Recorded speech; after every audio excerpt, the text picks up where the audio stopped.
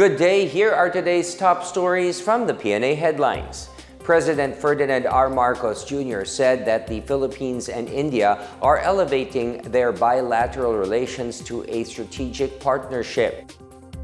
In a speech before the Filipino community at the Taj Mahal Hotel in New Delhi on Monday night, President Marcos Jr. noted India's growing economic influence and strategic relevance in the Indo-Pacific region. He said the country can look forward to intensified and more impactful cooperation with India in many areas, including unexplored sectors such as defense, trade and investment, health, and tourism.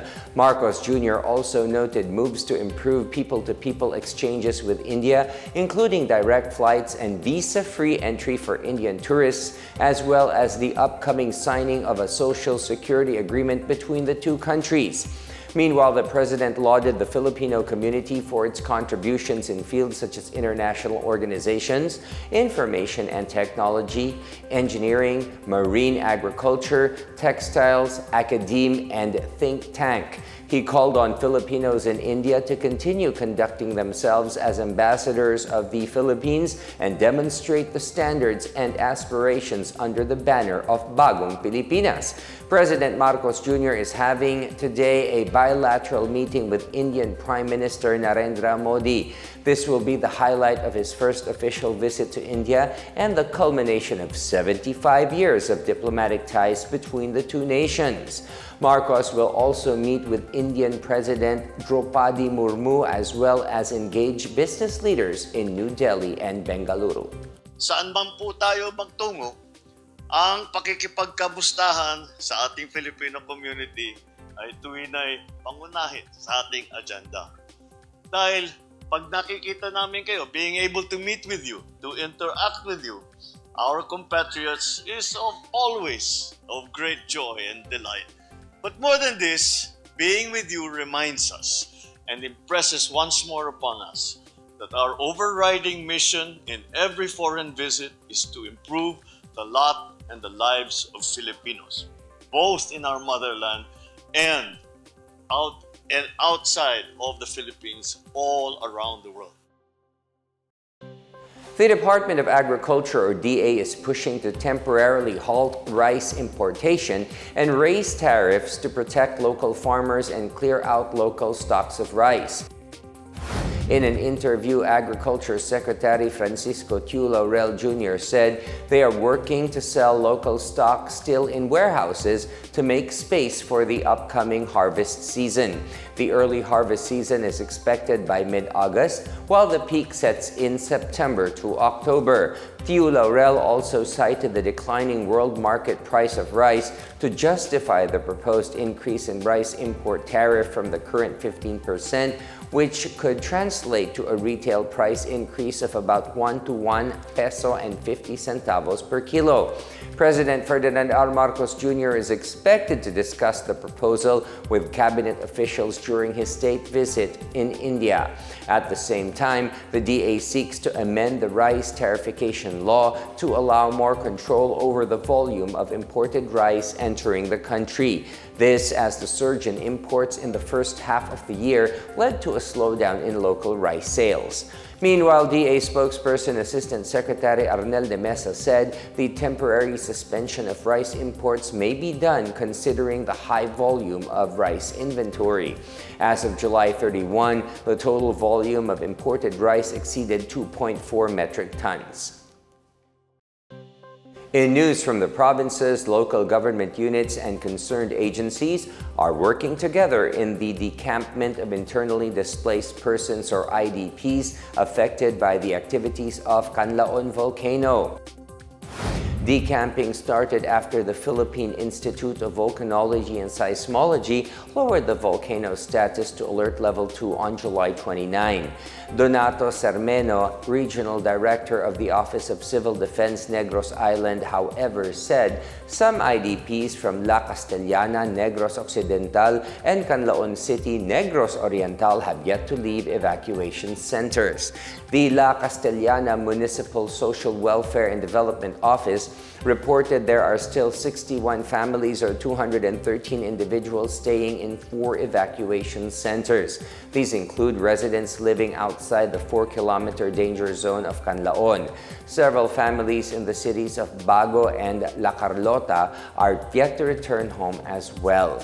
Meanwhile, the Regional Disaster Risk Reduction and Management Council said personnel of the Department of Social Welfare and Development and the Department of Health have been visiting evacuation centers since August 1st. Government trucks and other vehicles are also being used to help transport evacuees and their belongings, while restoration initiatives are being planned to support the recovery and rebuilding of affected areas. President Ferdinand R. Marcos Jr. assured that private contractor companies found to be involved in anomalous flood control projects will be blacklisted and potentially face charges. In his podcast, the president said that corporations who are not doing their job will no longer have contracts with the government. Marcos said these companies will be required to explain how they use the funds for the projects. Hindi sila pwedeng magkontrata sa gobyerno. Number 2, lahat ito, yun na nga, kakasuhan natin. Sasabihin natin, saan napunta yung pondong ito? Saan napunta sa ganyan? Pag hindi sila makapag-explain na mabuti, we will have to take it to the next step. The president also issued a strong warning to those responsible for the failed flood control projects in the country. He did not mention names, but noted that some are already notorious in the fraudulent scheme. Marcos affirmed that no one would be spared from scrutiny, even if they were allies of the administration. Sorry na lang. Hindi na kita kaalyado kung ganyan ang ginagawa mo. Ayaw na kitang kaalyado. In his 4th State of the Nation address on July 28, the president directed the Department of Public Works and Highways and the Regional Project Monitoring Committee to provide a list of all flood control projects in his term and identify the failed and non-existent projects.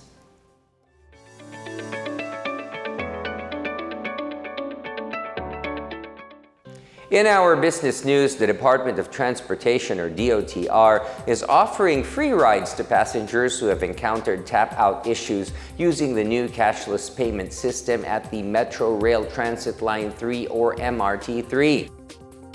In a statement, the DOTr said these commuters will be given free non-expiring single-journey tickets, or SJT, worth the maximum MRT3 fare, which can be used for their next ride. The action is in line with President Ferdinand R. Marcos Jr.'s directive to implement immediate solutions to the concerns raised by MRT3 passengers availing of the new payment system. The DOTr said the tap-out issue is related to system errors during the pilot run of the cashless payments.